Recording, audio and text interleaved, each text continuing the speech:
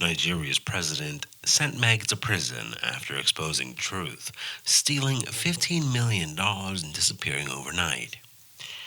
President Ubu has entered a reputation as a serious leader who takes corruption very seriously. He prides himself on pursuing transparency and ensuring that public funds are used properly for the benefit of Nigerian citizens.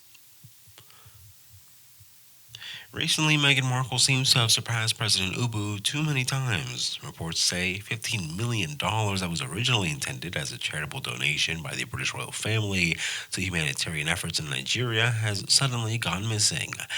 The donation was led by Meghan as part of her ongoing charity work since stepping back from royal duties to support the construction of schools, hospitals, and other infrastructure projects. She's collaborated with several reputable charitable organizations operating in Nigeria. However, President Ubu's anti corruption unit found that very little of that $50 million went to the intended charities. Much of the money is believed to have been transferred to private bank accounts along the way. Growing public outrage in Nigeria over millions of missing people aim to help those in need. Both the attempted thieves and Meghan face backlash for lacking proper financial controls and oversight. President Ubu was furious because the theft not only violated Nigerian law but also involved a prominent member of the British royal family, thereby damaging Nigeria's reputation and the trust between the two countries.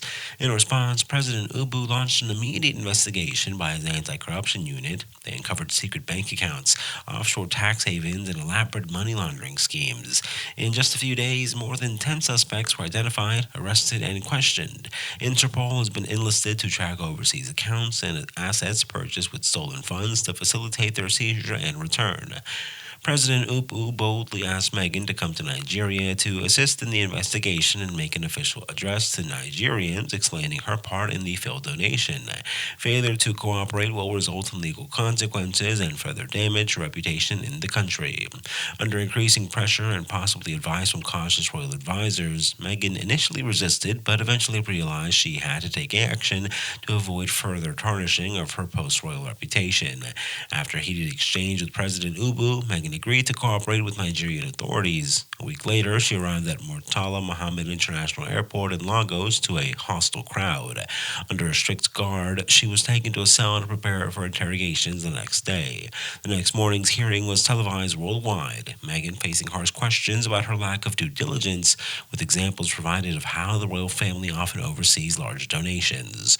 Although no direct criminal charges have been brought, it is clear that Meghan failed in her charitable duties. She offered a weak apology that seemed more like damage control than sincere remorse. President Ubu was not pleased and issued harsh penalties, including a $5 million fine to be paid within 30 days to support rehabilitation efforts for the victims of the theft. Their U.S. and U.K. passports were confiscated until the year-long travel ban on Nigeria was lifted. These unprecedented sanctions sent shockwaves globally, as no head of state had ever directly punished a member of the royal family in this way ever before.